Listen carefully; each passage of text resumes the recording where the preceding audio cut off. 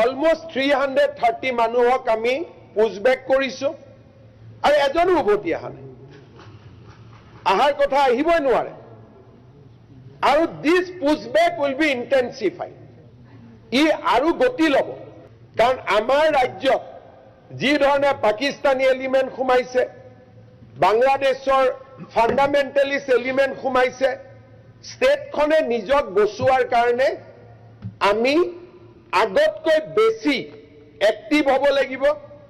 আগতকৈ বেছি আমি প্ৰ'এক্টিভ হ'ব লাগিব আৰু ডিসিসকলে যাক বিদেশী বুলি ভাবিব without referring to the tribunal will push back এনআৰচিত নাম থাকক নাথাকক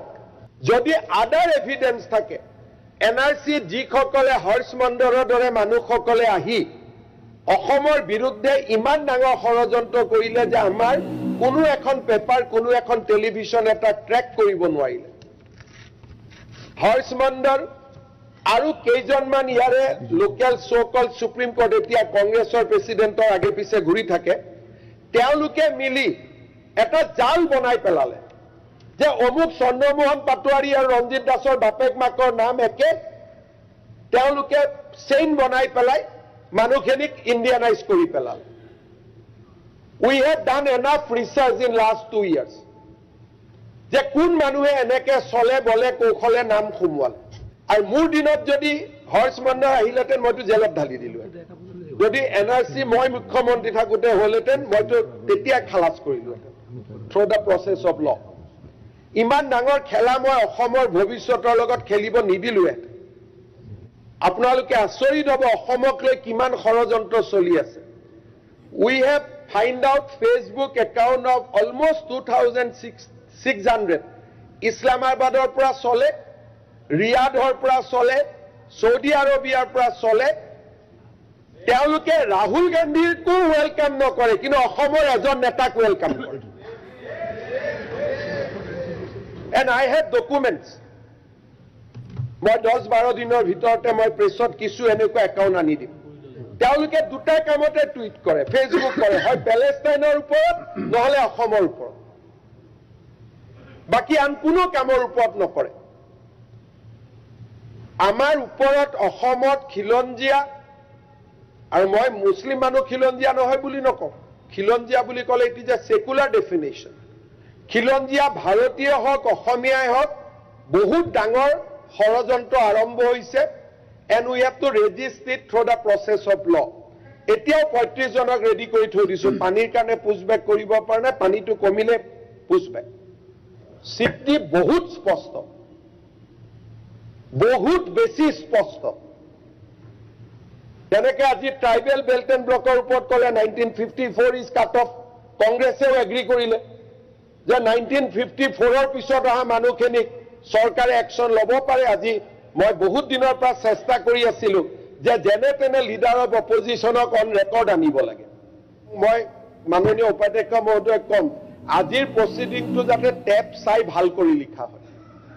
কাৰণ আজিৰ প্ৰসিডিংত কংগ্ৰেছ দলে স্পষ্ট কৰি ক'লে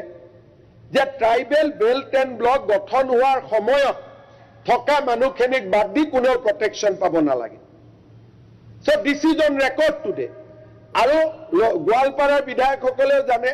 যে সব পানী ভাঙা মানুহ সব 1954ৰ পিছতে আহিছে আগততো কোনো অহা নাই মই গোটেই অসমতে কৈছো যে যাতে এটা ৰেকৰ্ডত যায় যে আজি বিধানসভাত সন্মতি হ'ল protected class tribal belt and block গঠন হোৱাৰ আগৰ জেনেৰেল মানুহ বাকীখিনিক চৰকাৰে পুশ কৰিব পাৰে তেনেকে বিধানসভাটো মই বিৰোধী দলৰ প্ৰতি ক'ব খুজিছো আমাৰ স্থিতি অস্পষ্ট নহয় স্পষ্ট আপোনালোকে কয় মানুহক ডি ভোটাৰ কৰি ৰাখিছে আপোনালোকক মই দুটা ডাঙৰ উদাহৰণ দিব খুজিছো যে কেনেকে আমাৰ অসমত আব্দুল মালিক ডবকাৰ he is a declared foreigner Abdul Hannan মুৰাদাৰৰ he is a declared foreigner Abdul Karim লংকাৰ declared foreigner Abdul Khalek Lanka declared foreigner Bilal Hussain Dabka declared foreigners নিজৰ নামটোত এ আৰু ই বদলাই পেলাই গোটেই কেজনে ভোটাৰ লিষ্টত নাম ৰাখি থৈ দিছে ডিউ নহয় ভোট মাৰি আছে ডিক্লেয়াৰ্ড ফৰেনাৰ্ছে ভোট দি আছে এই পাঁচটা মই মাত্ৰ নাম দিলো this is the epic number DCS 89375551 DCS 1026579 CBD 22209394 these are the epic number declared foreigners নিজৰ নামটো অকনমান বদলাই পেলাই ভোটাৰ লিষ্ট এখন ভোটাৰ লিষ্টত নাম খুমুৱাইছে BLO সহায় নকৰে সিস্টেম হাতত আছে আৰু ভোটাৰ লিষ্টলৈ আধাৰ কাৰ্ড বনাইছে আজিও এইটো ৰেকৰ্ড কৰক মোক উপাধ্যক্ষ মহোদয় ক'লে যে FT জাজমেন্ট ৰিভিউ কৰা পাৱাৰ মোৰ আছে গতিকে যাক যাক ইণ্ডিয়ান কৰি দিছিলে মইতো এটা বিদেশী কৰি দিম আপুনি মুখ্যমন্ত্ৰীৰ নিচিনাকে কথা ক'লে ভাল পাওঁ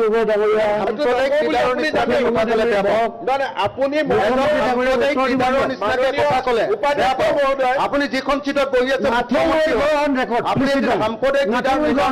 মাননীয় মই মুখ্যমন্ত্ৰীৰ পিছত অসমীয়া আগত মুখ্যমন্ত্ৰী মই পিছত অসমীয়া মই আগত গতিকে মই যি কম অসমীয়াৰ দৰে কম গৌৰৱী অসমীয়াৰ দৰে কম গতিকে এই কথাটো মনত ৰাখক মই ইলিগেলি উলিয়াম মই ইলিগেলি কৰিম মই ইলিগেলি কৰিম কোনো ৰেকৰ্ডত নাথাকিব মাননীয় আপুনি কৈ থাকিব মাননীয় অধ্যক্ষ মহোদয় এটলিষ্ট